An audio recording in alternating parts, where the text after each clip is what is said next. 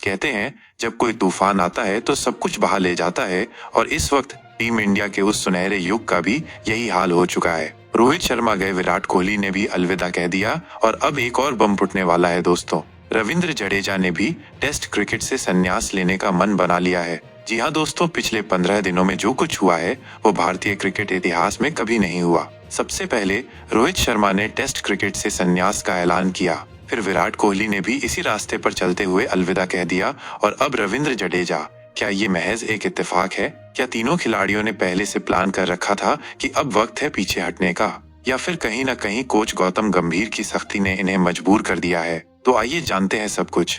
आज तक की रिपोर्ट के मुताबिक रविंद्र जडेजा अब टेस्ट क्रिकेट को अलविदा कह सकते हैं। ये फैसला वो इंग्लैंड दौरे से ठीक पहले कर सकते हैं, जहां भारत को 5 टेस्ट मैच खेलने हैं। सूत्रों की माने तो जडेजा और कोच गौतम गंभीर के बीच तालमेल की भारी कमी है। बात यहां तक पहुंच गई है कि टीम मैनेजमेंट इंग्लैंड टूर से पहले ही जडेजा को ड्रॉप करने की प्लानिंग कर रहा है। ऐसे में सवाल उठता है, क्या जडेजा को फोर्स किया जा रहा है रिटायरमेंट लेने के लिए, या फिर वो खुद ही थक चुके हैं टीम की राजनीति से? जब से गौतम गंभीर कोच बने हैं, उन्होंने युवाओं पर भरोसा जताया है। उनका मानना है कि सीनियर प्लेयर्स अब उम्र के उस पड़ाव पर पहुंच चुके हैं जहां वो 1 से 2 साल से ज्यादा नहीं खेल पाएंगे। इसी नीति के तहत पहले रोहित और फिर विराट को दरकिनार किया गया। अब बारी रविंद्र जडेजा की है। लेकिन सवाल ये है, क्या ये सच में टीम फर्स्ट अप्रोच है या व्यक्तिगत एजेंडा? रविंद्र जडेजा कोई आम खिलाड़ी नहीं है। उन्होंने 80 टेस्ट मैच, 323 विकेट, 4 शतक, 22 अर्धशतक, 3,370 रन, 15 बार 5 विकेट हॉल, बेस्ट बॉलिंग। उन्होंने अकेले दम पर कई टेस्ट मैच जिताए हैं, चाहे वो ऑस्ट्रेलिया के खिलाफ हो या इंग्लैंड के मैदान पर। उनका करियर सिर्फ आंकड़े नहीं, जज्बातों की कहानी है। एक ऐसा खिलाड़ी जिसने धोनी के समय में शुरुआत की, विराट के अंडर चमके और रोहित की कप्तानी में भी मैच जिताते रहे। जब विराट और रोहित ने T20 से संन्यास लिया था, उसी दौरान जडेजा ने भी T20 इंटरनेशनल से अलविदा कह दिया था। क्या ये पहले से तय प्लान था?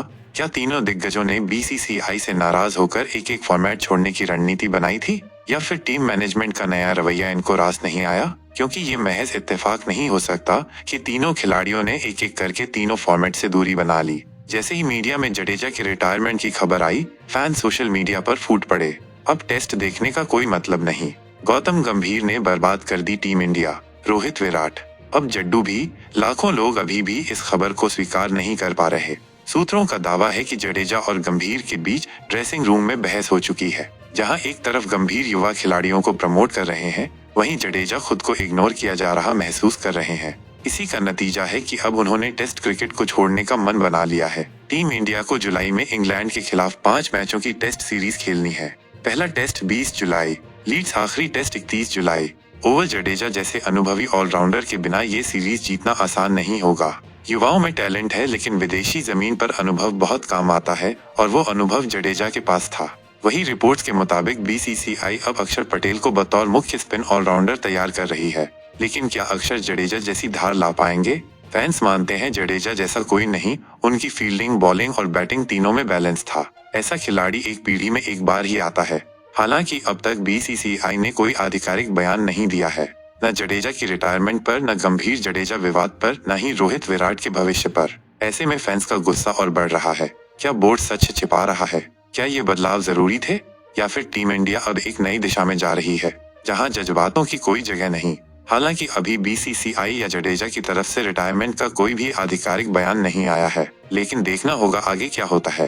तो दोस्तों, ये थी जडेजा की रिटायरमेंट की पूरी कहानी। क्या आपको लगता है कि जडेजा को अभी टेस्ट क्रिकेट खेलते रहना चाहिए था? क्या गौतम गंभीर की कोचिंग स्टाइल टीम इंडिया को नुकसान पहुंचा रही है? क्या ये सही वक्त है युवाओं को जिम्मेदारी देने का? आप क्या सोचते हैं, हमें नीचे कमेंट्स में जरूर बताइए।